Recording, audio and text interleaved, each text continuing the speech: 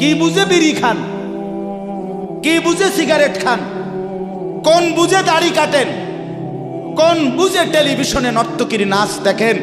আজ 20 বছর ধরে যার ঘরে রঙিন টেলিভিশন চলে, নাচ গান সিনেমা নাটক নর্তকীর ছবি, আমনের বউ বাচ্চা বছরের পর বছর আমনের ঘরে বইয়া সোফাত বইয়া বইয়া টেলিভিশনে নাচ গান দেখে, আমনে মরতেন না? আমনের বউ বাচ্চা মরতো না?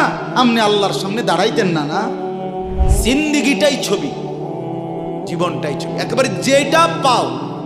আজ মুসলমানের যুবকের কথা হইল বেঈমান ইহুদি আর কাফেররা আমাদেরকে এরকম ফাঁদে ফেলাইছে যে যা কিছু আছে 24 ঘন্টা মুসলমানের ছেলে মেয়ের হাতে মোবাইল তুলে দিছে।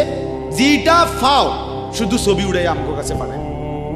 এটা কুত্তা হোক, বিলাই হোক, শুকর হোক, মানুষ হোক, গরু হোক, ছাগল হোক, হুজুর হোক, পাবলিক হোক, বেড়া হোক, বেড়ি হোক, জোয়ান হোক, বুড়া হোক, যেটা পাও না শুধু ছবি উড়াই। জিন্দিগির কাজে একটা আহ হায় হায় বাপ, তোমরা বুঝো না, বেঈমান তোমাদেরকে বেঁধে ফেলছে আষ্টে পিছে। নবীজি কথা বলছে, উম্মত, চুরি ডাকাইতি জিনা ব্যভিচার মদ জুয়া নাচ গান টেলিভিশন নাটক সিনেমা বিড়ি সিগারেট তুমি সব করতে থাকো, তোমার জিডা মনে কয়টা করো, হাসরের ময়দানে শুধু আমার দ্বারে আইও, আমি বেহেশতে ফাটাই দিমু। এটাই তো সুপারিশ না? তো আমনে ঘটনা কি? এক বুজুর্গ বলছেন, আমি দেখলাম যে পুরা বাজারে যত ব্যবসায়ী তাদের মাল বিক্রি করতেছে, তন্মধ্যে সবচেয়ে বেশি চিল্লাইতেছে, কাস্টমার গ্রাহক ডাকতেছে এই বরফ বিক্রেতা, এবং চিৎকার করে করে বলতেছে, হে আল্লাহর বান্দারা, তোমরা ওই ব্যক্তির উপরে একটু দয়া করো যাদের নেওয়ার জলদি জলদি নাও, যার পুঁজি খুব দ্রুতই গলে গলে শেষ হয়ে যাইতেছে। মানে আমার এই বরফের চাকাটা যদি তোমরা কিনতে দেরি করো, তাইলে আমার এটা কিন্তু এটাই আমার পুঁজি, এখন এটা যদি দেরি করো তাহলে গলে গলে কি হয়ে যাবে, আমার পুঁজি শেষ হয়ে যাবে, আমি আর বেচমু কি? তাই বরফের চাকাটা এমন না যে যতক্ষণ বেচা হবে না অতক্ষণ গলবে না, এমন সে গলতেই আছে, বেচা হোক কিংবা না হোক। তো ওই আল্লাহর ওলি বলেন, আমি এই বরফ বিক্রেতার এই আহাজারি, তার এই চিৎকার চেঁচামেচি, তার এই পেরেশানি থেকে আমার হায়াতের কদর বুঝলাম, জীবনের কদর বুঝলাম, যে আমার হায়াতটাও ঠিক এরকম, এটা গলে গলে শেষ হয়ে যাচ্ছে। প্রতি মিনিট প্রতি সেকেন্ড আমি ঘুমে থাকি কিংবা সজাগ থাকি, আমার হায়াত শেষ হতেছে। খামখেয়ালি করে গপ মারলাম, তামাশা করলাম, তবুও শেষ হচ্ছে। কঠোর পরিশ্রম করতেছে ওই ব্যক্তির সময় কি হইতেছে, হায়াত শেষ হচ্ছে। অতএব বরফ বিক্রেতার পুঁজি যেমন গলে গলে শেষ হয়, আমাদের হায়াত, আমাদের জিন্দিগি, আমাদেরকে একটি নির্দিষ্ট সময় আল্লাহ তাআলা বেঁধে দিয়েছেন, আল্লাহই জানেন সেটা কতক্ষণ, কিন্তু আমরা এটা বিশ্বাস করি নির্দিষ্ট।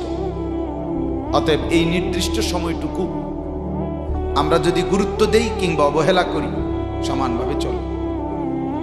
আমি ঘুমাইলাম 10টা বাজে, জেগে দেখি 12টা বাজে, তার মানে কি, আমার এই ঘুমের মধ্যে রাইখাই আমার হায়াতের 2 ঘন্টা আমার উপর দিয়ে চলে গেছে, গেছে কি না বলে?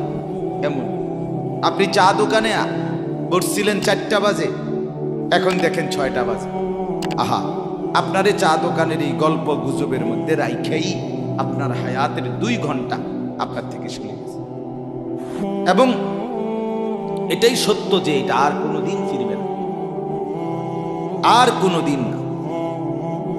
বিশ্ববিখ্যাত মুফাসসির হযরত মুজাহিদ ইবনে জবর রাহমাতুল্লাহি আলাইহি, যিনি হযরত আব্দুল্লাহ ইবনে আব্বাস রাদিয়াল্লাহু তাআলা আনহুমার ছাত্র ছিলেন, তাবিঈ, যারা সাহাবীকে দেখছেন, তিনি বলেন, প্রত্যেকটা দিন যখন ভোর হয়, সকাল হয়, তো পৃথিবীবাসীকে ডাক দিয়ে বলে, হে জগৎবাসী, আল্লাহর কসম, আমি একটা দিন কেয়ামতের পূর্বে শুধু এই আজকের জন্যই এসেছি, আমি আর কোনো দিন আসবো না ফিরে।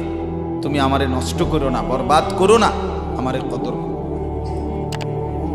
আজকের এই 13ই অক্টোবর, আগামী শুক্রবারে আবার ফিরবে না।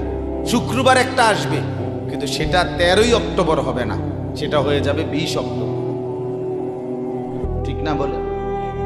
এই ঘন্টা, এই মিনিট, এই সেকেন্ড, এই সময় আর আসবে। অতএব আমার প্রথম কথা, লম্বা সময় বয়ান করার সুযোগ নাই। আপনাদের কাছে আমার প্রথম কথা, আমার বাপ, যে যত দিকে ব্যস্ত থাকেন, জিন্দেগির কদর করেন। আপনার হায়াত আপনার কাছে আমানত। কোরআনুল কারীমের মধ্যে আল্লাহ তাআলা বলেন, ওয়াউরিদু আলা রাব্বিকা সাফফা। এই সূরা কাহাফের মধ্যে, আমি যে এই সূরা থেকে পড়ছি, আল্লাহ বলেন তোমাদের প্রত্যেককে হাসরের ময়দানে লাইন ধরিয়ে একজন একজন করে আমি আল্লাহর সামনে এনে দাঁড় করানো। একজন একজন আমি আল্লাহর মুখোমুখি পেশ করা হবে। লাকাদ জিতুমুনা কামা খালাকনাকুম আউয়ালা মাররা। আল্লাহ তাআলা তখন বলবে, বান্দা কি হলো, মনে কি পড়ে? আল্লাহ বলবেন, বান্দা মনে পড়ে তো যে অবস্থায় দুনিয়া গেছিলা, আজ ঠিক সেই অবস্থায় আমি আল্লাহর সামনে আসলাম।